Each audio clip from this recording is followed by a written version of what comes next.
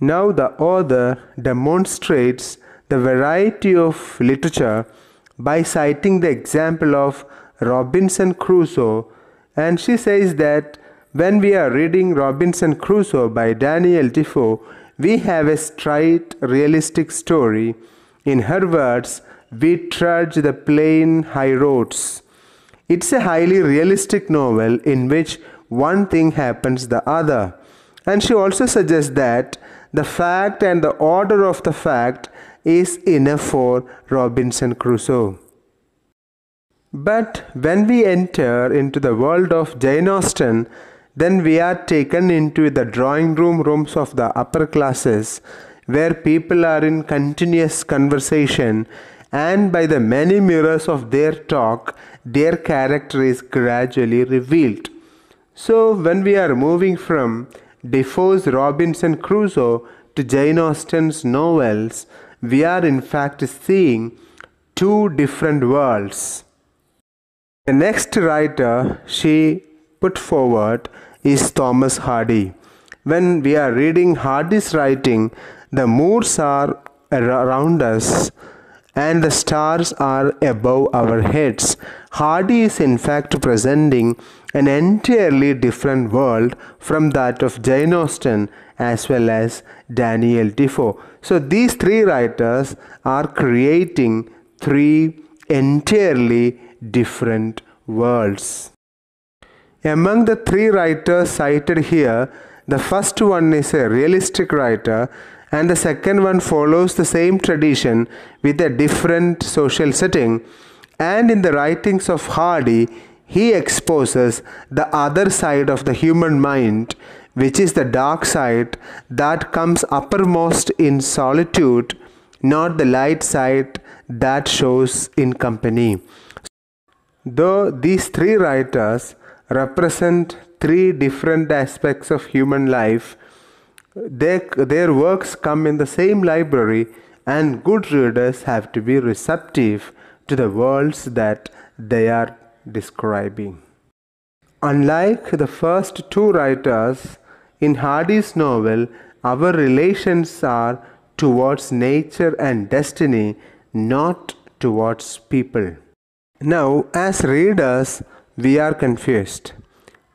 Daniel Defoe, Jane Austen, and Thomas Hardy are three British novelists, but their novels are completely different.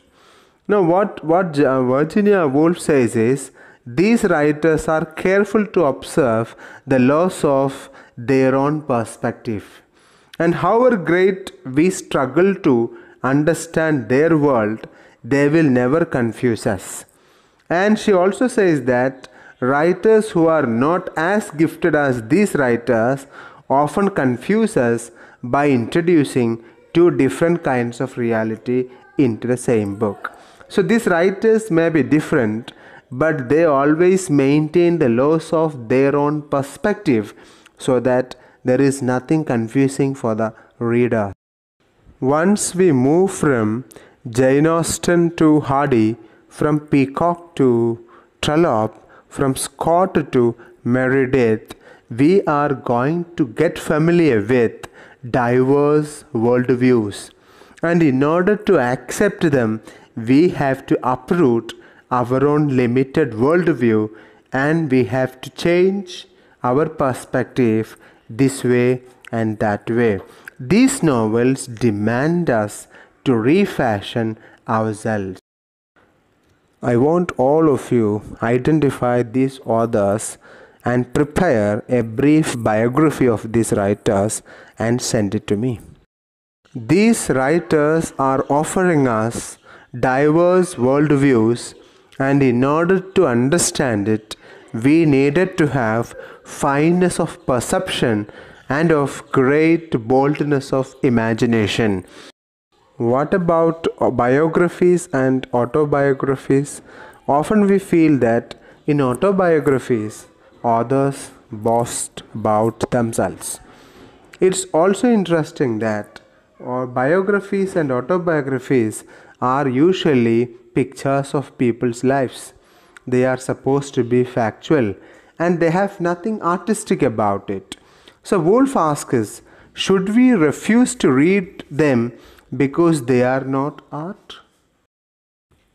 According to Virginia Woolf, biographies and autobiographies satisfy the curiosity we have on the lives of great men, just like our curiosity on a house where the lights are lit and the blinds are not yet drawn.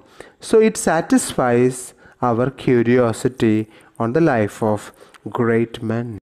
They shows us people going about their daily affairs, toiling, failing, succeeding, eating, hating, loving until they die.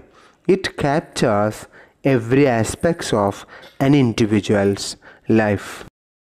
They also enable us to understand the life and times of different eras.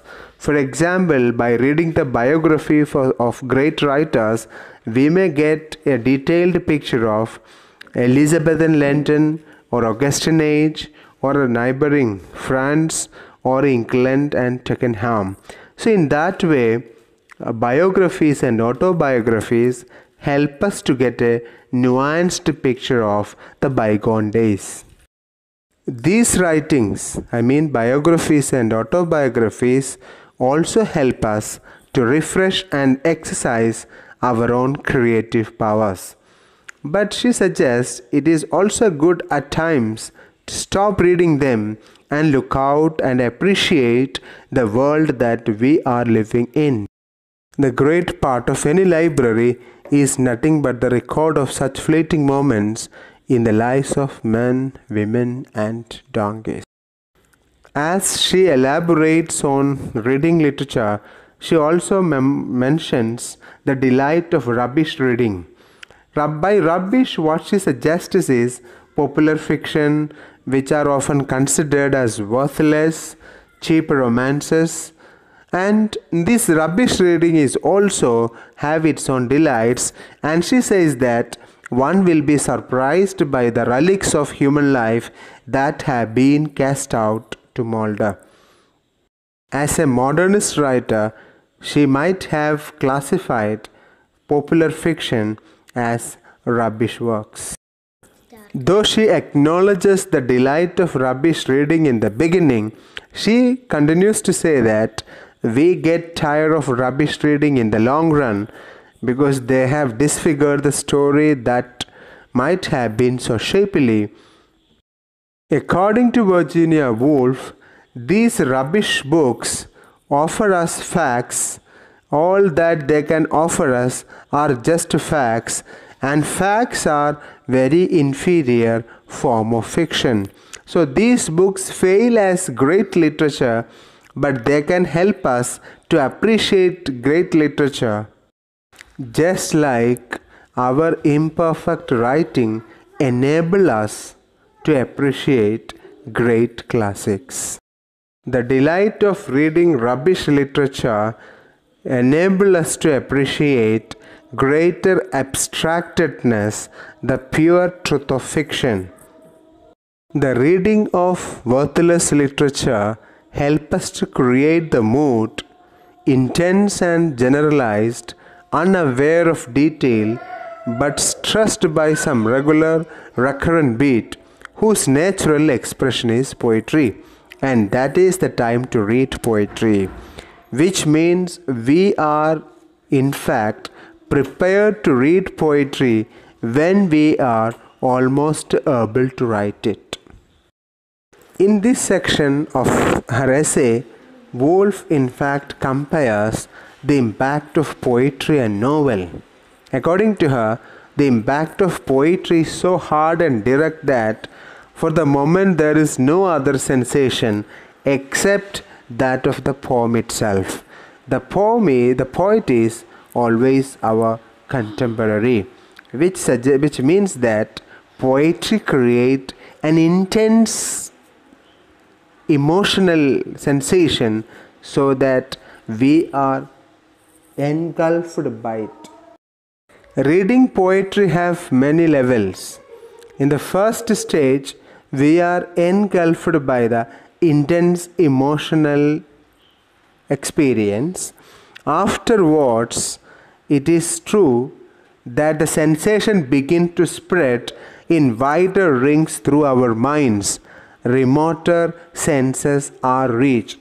So the first impression of poetry is being for the moment highly emotional, but afterwards it begins to spread in wider rings through our mind.